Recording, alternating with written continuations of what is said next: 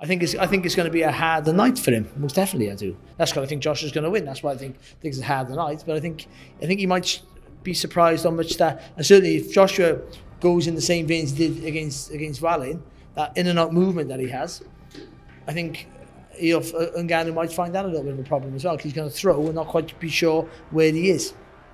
Anthony Joshua is back on the winning path and is close to earning another title shot, but before the new bout for the championship, he must face a formidable opponent. Will he succeed? Friends, today's video will be dedicated to the technical analysis of the fight between Anthony Joshua and Francis Ngannou. Don't forget to like and subscribe to the channel, and also leave comments in 4 words. Well, let's get started. Until 2019, Joshua's career seemed to be nothing but highs, winning at life. Think about it. In 2012, the Briton took home Olympic gold, soon made its professional debut, and quickly paved his way to an IBF title shot by knocking out opponents. Some tricks for a rookie. What is keeping Leo up? He is getting tattooed here, and he has to go. And it's over. Get him out of there. And I think Howard Foster's getting ready to step in here because nobody wants to see Buckland get hurt. Body shots coming in. He's all over the place here, and that's it. And he's gone. In the title clash, Anthony needed only 2 rounds to break the undefeated Charles Martin and become a champion for the first time.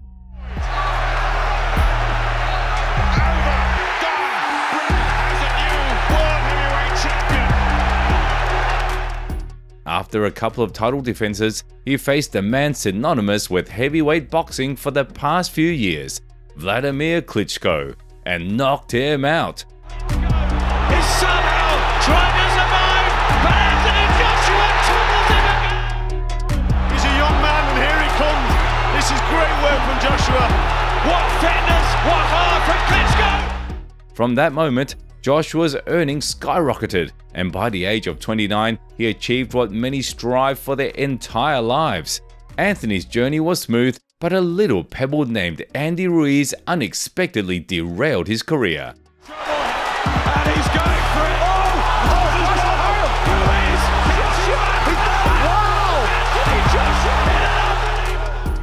Since then, Joshua has experienced ups and downs, from a lackluster win in the rematch to a single title defense and 2 losses to Alexander Usyk. The last blow hit Joshua the hardest, but he managed to regroup, and in 2023 he secured 3 consecutive victories. However, fans are no longer confident that AJ can achieve more. In contrast, Francis Ngannou's last 10 years in his career and life have been a series of successes. Accidentally entering mixed martial arts, his natural ability combined with quick learning allowed him to rise rapidly in the best MMA promotion, the UFC. In just a couple of years, the Frenchman went from a no-name in a French gym to one of the heavyweight division's main stars, winning 6 fights in a row.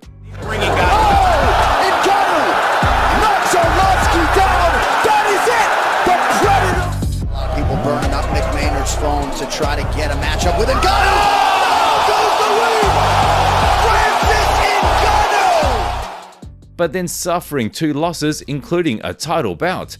It seemed like a dark period, but Ngannou was just gaining momentum. The defeats taught him a lot, and he returned even stronger. Knocking out 4 opponents in a row, Ngannou earned another title shot. Oh, he got hurt, catches himself. Ngannou closes the shot!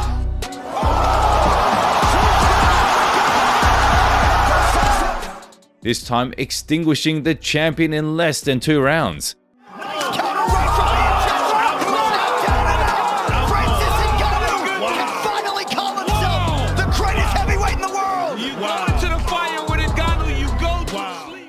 After a successful defense, he left the MMA world for a professional boxing debut.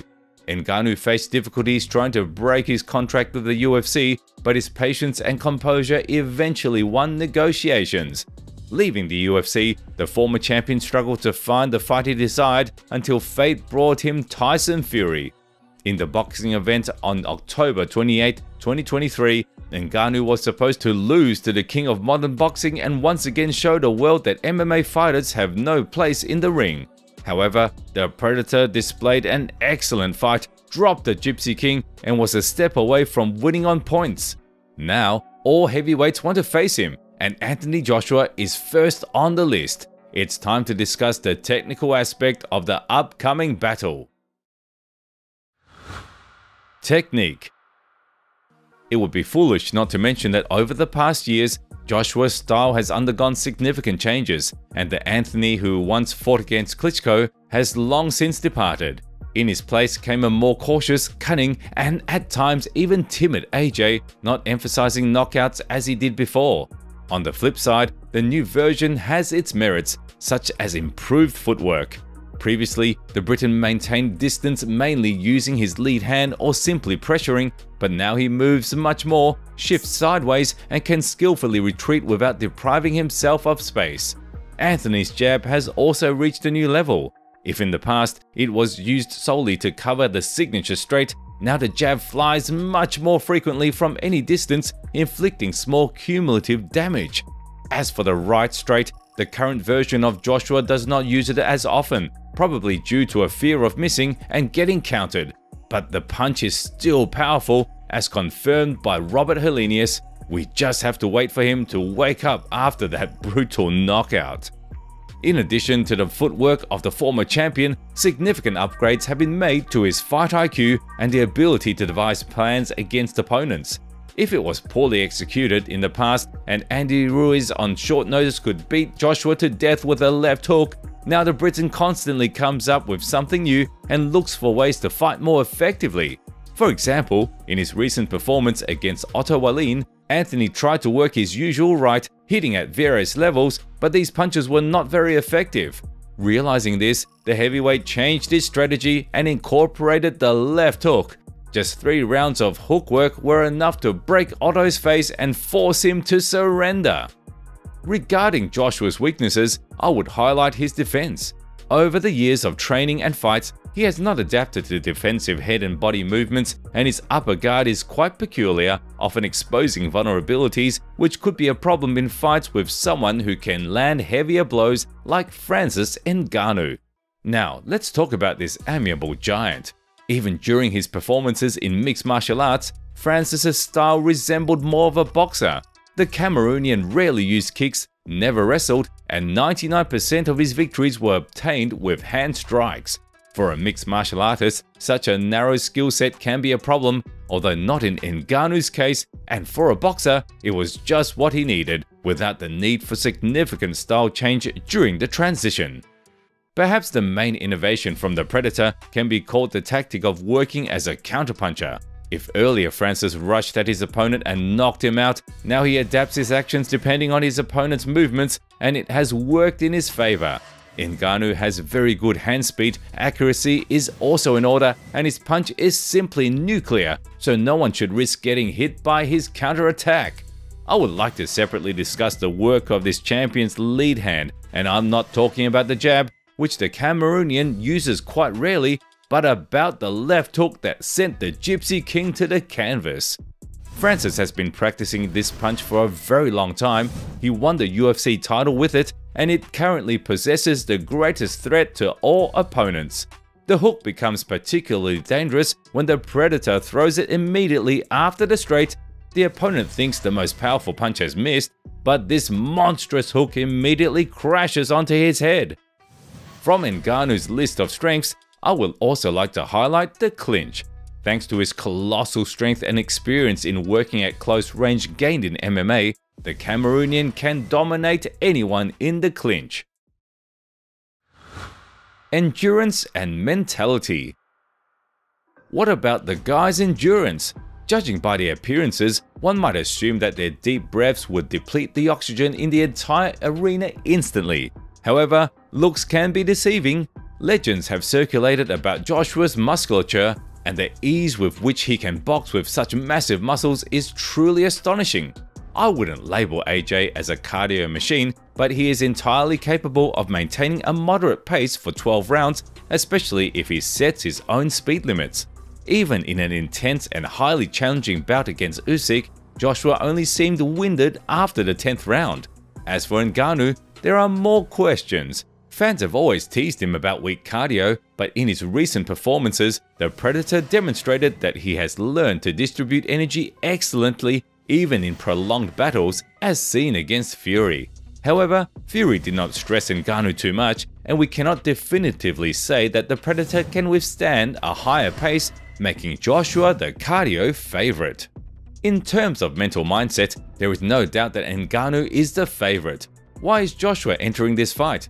I think, as you well understand, it's about the desire to earn more money and the elusive opportunity to get a new title shot. The winner of this pair is predicted to have a shot at becoming the new undisputed champion.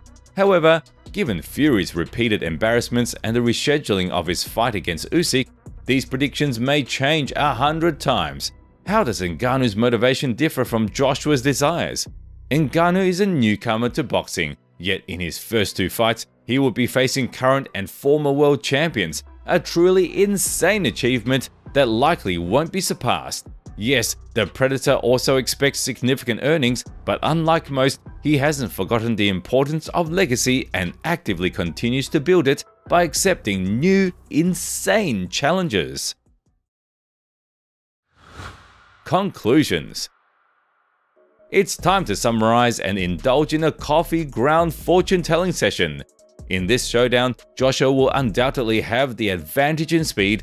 While Ngannou has shown his ability to strike quickly, his legs are far less mobile than Anthony's.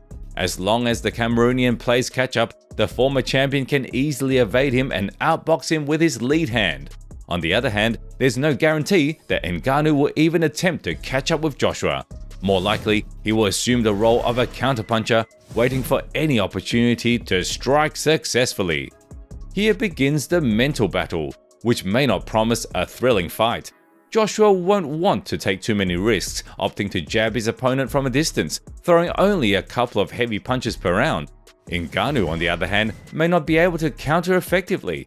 Even if he tries to initiate his attack earlier than Joshua, the latter is likely to have enough speed to escape and wait it out, or a clinch scenario may unfold. In the clinch, Ngannou will have the advantage, but he is unlikely to achieve significant results, limiting himself to a few body shots before the referee separates them. If the fight unfolds in this manner, spectators will die of boredom and they'll declare an eternal boycott. In such a case, the ambitions for the title will have to be forgotten. Of course, this scenario is just one of many, and we might witness something entirely different. Joshua hasn't completely solved his issues with the left hook, and Ngannou, with his charged up lead hand, may deliver a devastating blow that sends the Briton to the canvas. Why not? Such a trick worked against a heavyweight champion once, so it might work again.